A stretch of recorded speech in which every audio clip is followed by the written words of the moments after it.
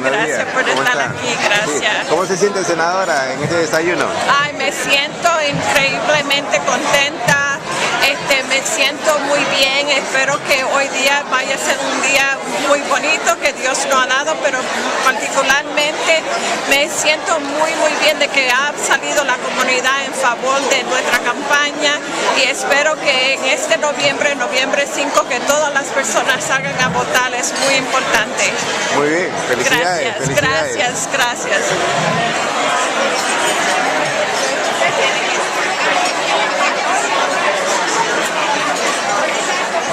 Ladies and gentlemen, please take your seats. We need to start the program.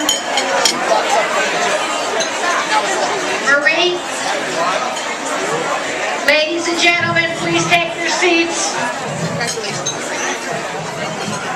Good morning, everybody. Good morning, good morning.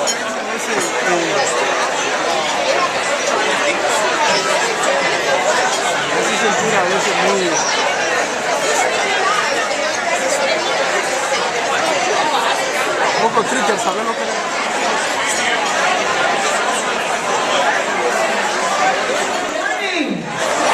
Good morning! We're going to ask all of you to please take your seats.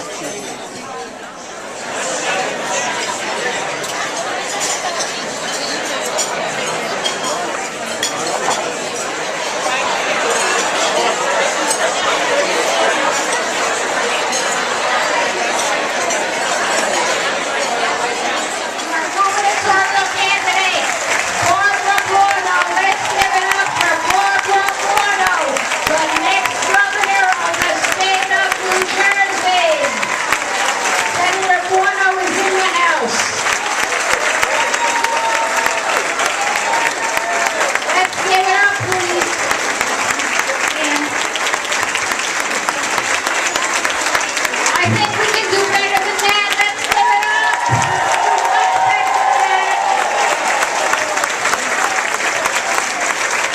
It is an honor and a pleasure for Senator Buono to be our keynote speaker today. An honor and a pleasure. Barbara, I just want to say a quick hello again. Oh my God. I see you alone. Hey, Chairman. Jeremy, hey. Fortunate to have another county chairman from Warren County, Tom Palmieri. Please give it up for Tom Palmieri. How you feel?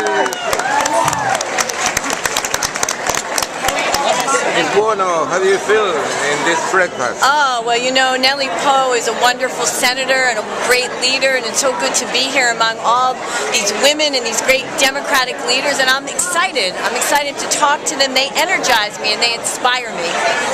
What is coming for New Jersey? What is coming with New Jersey With the Buono administration? Yes. We're going to win this election. Well, not only that, but there will finally be a governor that stands up for the regular working person, for the middle class and the working poor, and not a governor who's he's there for the wealthy. That's it. That's what this governor's focus is on, protecting the wealthy and not the working people of New Jersey. All right. Thank you very much. And my sister said she looks like you. You all know her. Ladies and gentlemen, let's properly present Senator Nellie Pou.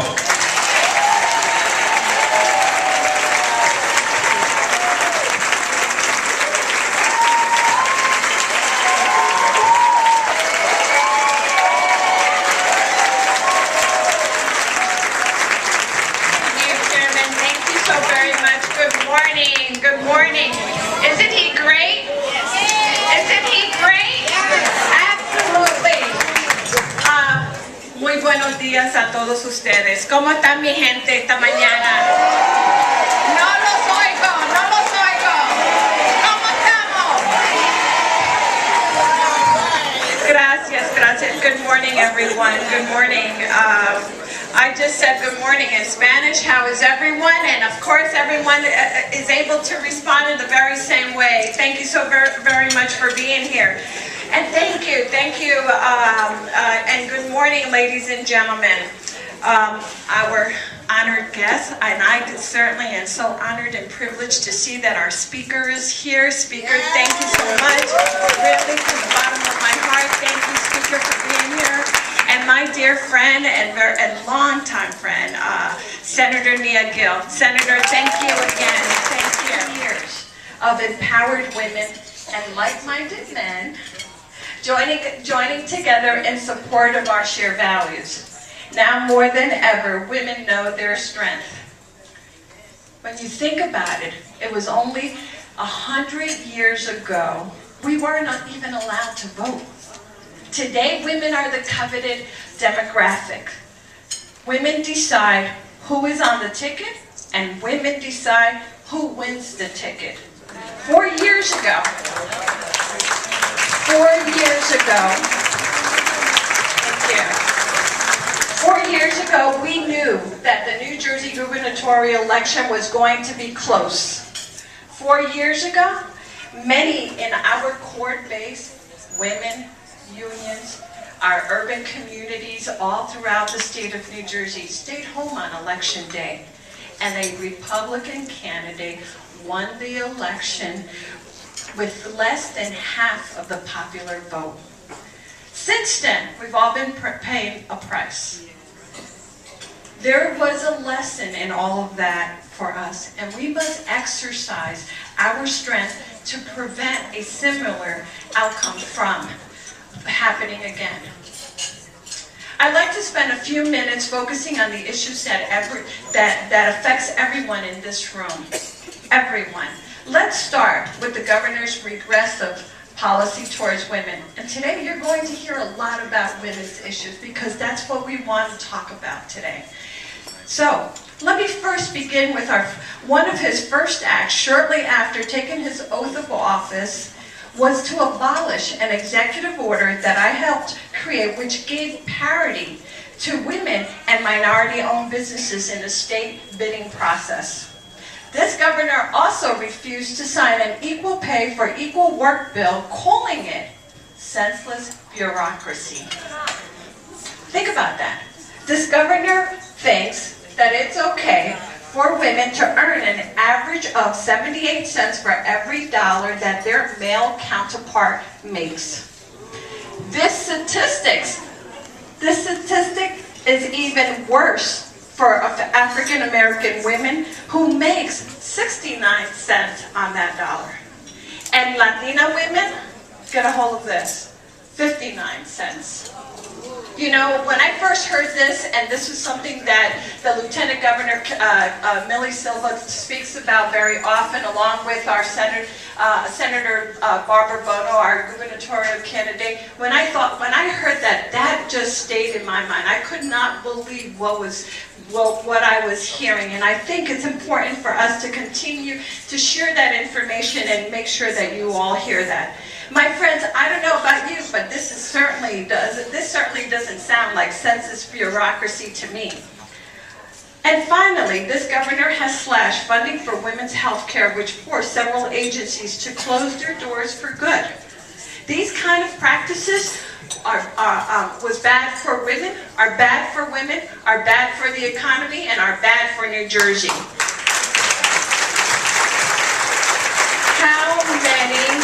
How many contracts were overlooked because of the governor's disregard for minority and women-owned businesses?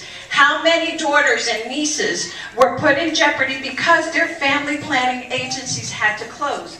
And how many jobs were lost because of these closures? This brings me to my second topic, jobs, jobs, jobs. We all heard that, we all know that, we all understand how important it is. But to hear this governor speak, you would think that New Jersey has made a complete rebound of the 2008 recession. But as of September 20th, just a month ago, our unemployment rate was higher than the national average. In fact, the Federal Bureau of Labor Statistics indicate that New Jersey is among the top 10 states with the highest unemployment. In September alone, we lost 1,500 jobs. As the class divide widens, research suggests that women and minorities are disproportionately affected. Property taxes, home foreclosures, poverty rates are up, and credit rating and aid for municipal services are nothing but down. Think about that. That affects all of us. The Star Ledger calls this governor America's most overrated governor. Here again, Christie's New Jersey. This is our New Jersey. Am I right? Yeah. And I just want to recognize our wonderful chairman and the chairman of Warren County. I'm not going to try and recognize everyone, but I have to specifically note Speaker Oliver, who's been such a friend to me and a close friend. We've gotten closer during this campaign. Such a leader, Senator Gill, and of course, our guest of honor, Senator Pou. Amazing leader. Amazing woman. Now, I'm not a Latina, but I have to say that, and every time I speak to Latinas, I say I am not a Latina in my blood, but I am a Latina in my heart. And let me tell you why. Some of you know my biography, and I'm not going to go into it, but my dad died when I was 19, I was on my own, sleeping on friends' couches for a while. Well, guess who took me in to live with them? My sister and my Cuban brother-in-law. He was like a father to me. And when I graduated college, I didn't have a job, I didn't have a place to live because I had a fire in the basement of my apartment. By then they had moved to Puerto Rico, and they were there for about 10 years. And so I went to San Juan, I lived with them for a little while, but then I came back to the mainland. So, so it's in my heart and it's in my soul. I'm looking out at all of your faces. Oh my God, you inspire me so much. You inspire me to fight even harder, as you have fought, to make sure that we have only the third all-woman ticket in the United States of America. And I think that's something to celebrate. And as I look out at all of you, I think of our history, and women's history has been a history of fighting, of struggle. We had to fight for the right to vote. We had to fight for the right to choose. And we had to fight to bring home a paycheck that really reflects the value of the job that we do. And we're still fighting for that, as Senator Pou has alluded. And we had to fight to serve in public office, as Senator Pou, the first woman, the first Latina to serve the 35th District. And I think that's something to be celebrated. And yes, I think that... And when we think about our struggles and our victories, it can only inspire us, But women's history is not simply about our past, is it? It's a work in progress. It's about the here and now. We are making history right now. And so before I go on, I want to just take a moment and take a step back. And as women, we need to stand in solidarity with the young woman who's working twice as hard to prove that she is worth sitting in that engineering class. And we raise our voices with the single mother who takes 3 buses to 2 jobs at a minimum wage to try and make ends meet, to hope that one day that maybe she won't have to work 2 jobs to support her families. And for all of our sisters who have ever been abused or attacked or afraid or even feeling abandoned by those who have been elected to represent them, we are here to say we are with you. Your struggle is our struggle, because when we look at you, we see a little bit of ourselves, right? We do. And so it's time to move on, to fight for the next battle, because ladies and gentlemen, this is our time. This is our turn. So let's talk a little. I know you want me to talk about the campaign that went on. I'm ready to do that. Anybody see the debate between me and Chris? It was a lot of fun. Wait till next Tuesday. It's an hour and a half, so it should be interesting. And I don't know if you remember, and he said at the debate that he is who he is, and he's not going to change.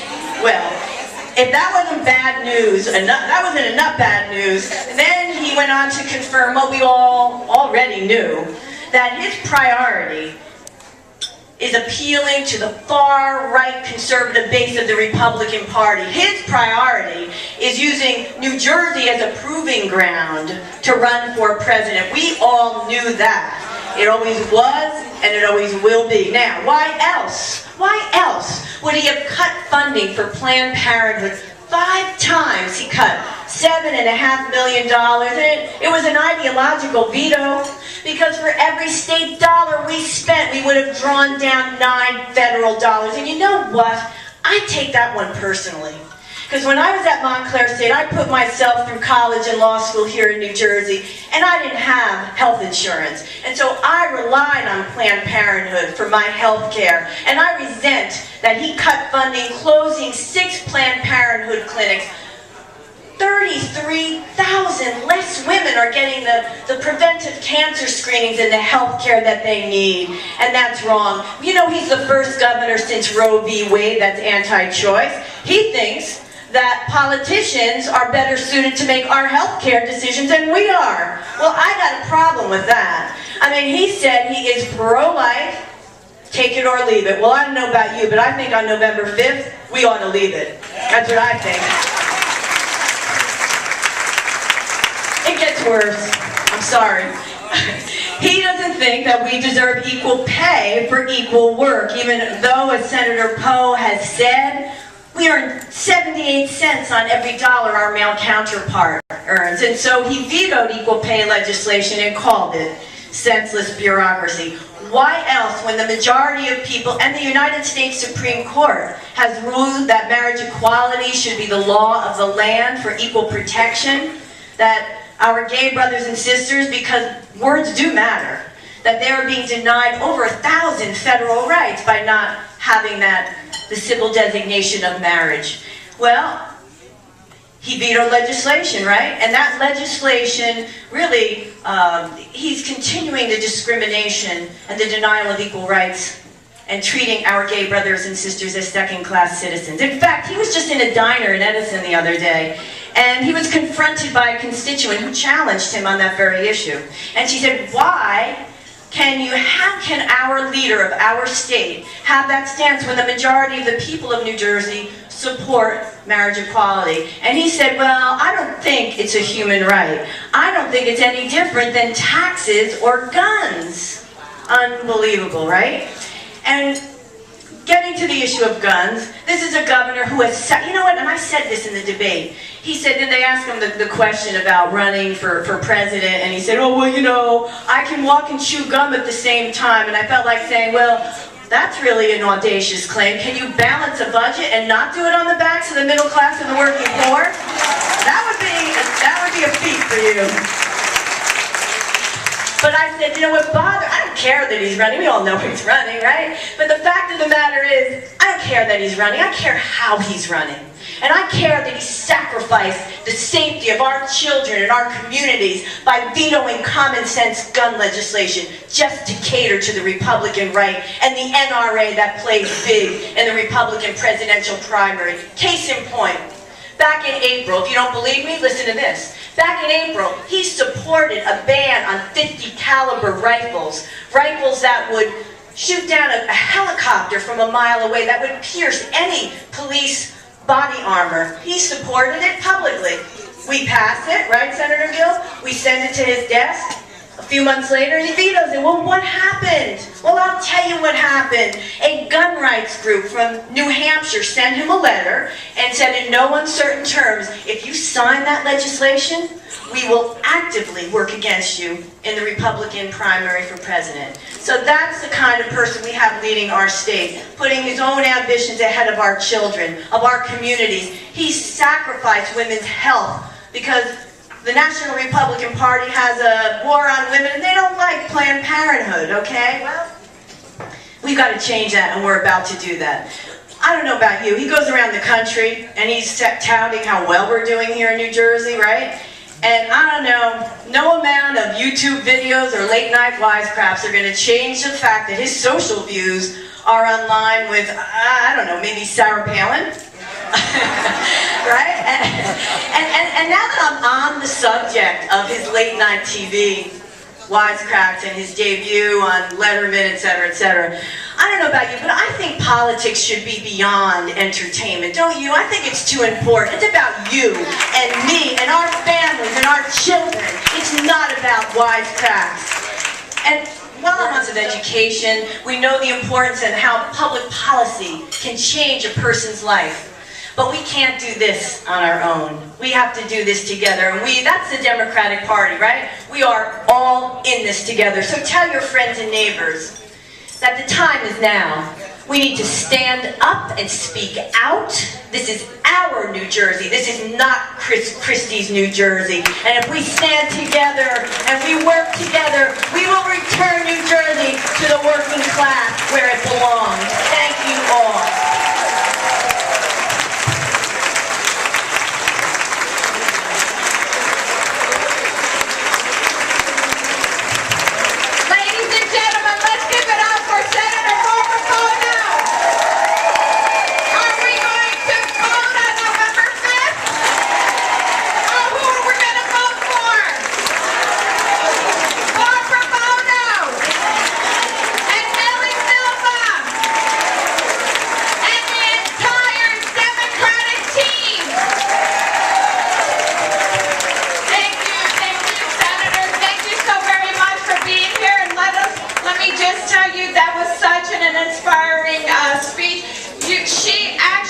She always does, speaks from the heart. As so many of our incredible leaders, so many of you that really makes it worth everything that we do here today. Ladies and gentlemen, as a top opponent. But we're going to change that. We're going to change that. We're going to change that. We're going to change that. We are going to change that. When we all go to the polls on Wednesday, this coming Wednesday, starting at 6, and elect the first African American from New Jersey, national mayor who's done such a great job for the city of Newark, and he will be representing us within 15 days after that election. And the United States Assembly, I present to you our next U.S. Senator, Mayor Cory Booker.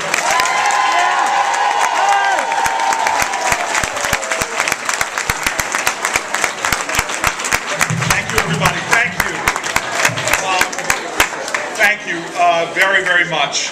I just want to say first to an extraordinary servant and leader, but more importantly, as she showed me yesterday by reaching out to me in my time of trial, I just want to thank Senator Pou for her love and her service. Thank you so much.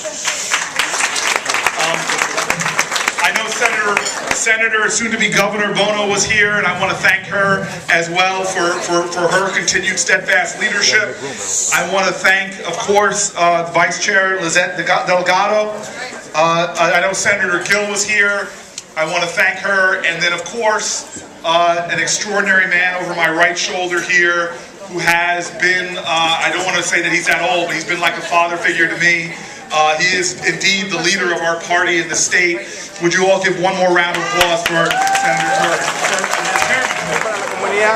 Latina. Oh, gracias. La comunidad latina es tan importante en esta elección y en nuestro estado en general.